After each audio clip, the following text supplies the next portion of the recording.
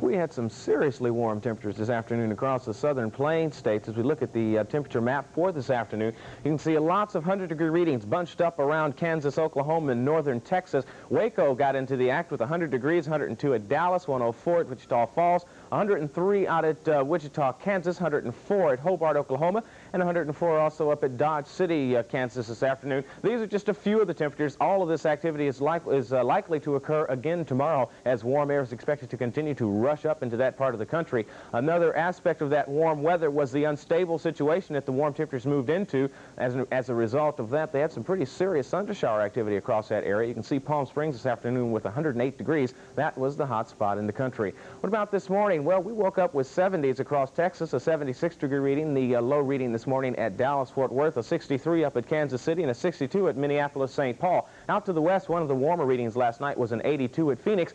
And at Atlantic City, they just can't seem to warm up. They don't know it's summertime. They're breaking record low temperatures with a 56 last night. The night before last, they broke a record low with a 54. Up at Holton, Maine, though, 36 degrees. They really believe that they're into the fall weather already. What about here in Austin? How did we do? Well, first off, tonight, our skies are clear and our temperatures at 80 degrees, humidity 72%, winds out of the south at 5. We've got a rising barometer at the present standing 30.02 inches of mercury.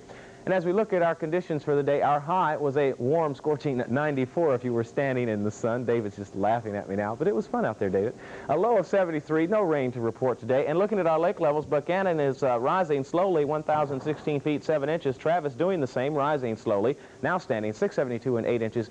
And water temperature out there at 84 degrees. Now let's take a look across the map today. We had a cool front pushing out of the central plains states, joining up with a low pressure area in Kansas. Thus, the circulation around that kept pumping up the warm air, plus the high pressure in the Gulf, pumping up the warm air into that region. And as a result, some pretty serious thundershowers broke out with the late afternoon heating across that region. The cool front slowed down quite a bit, but in the area of the stationary front, as high pressure dipped on down into that region, causing a pretty good pressure gradient, they got some serious showers around the Denver area. They had wind gusts up near 75 miles an hour. They picked up 2 inches of rain in 30 minutes time, put 2 feet of water in a downtown intersection. As a result of that, flooding reported all throughout the city. 65-mile-an-hour gusts at Boulder, Colorado. Some of those same thundershowers moved right on down into the Panhandle region of Texas. While out to the east, a pretty bad situation occurred over portions of Georgia. They had some serious thundershowers across that region. 3 inches of rain just to the south of Brunswick, Georgia this afternoon. But the rest of the country reporting pretty nice weather. Now here in Texas, we also got into the thundershower activity. Widely scattered thundershowers across the Panhandle and also in southwestern parts of the state.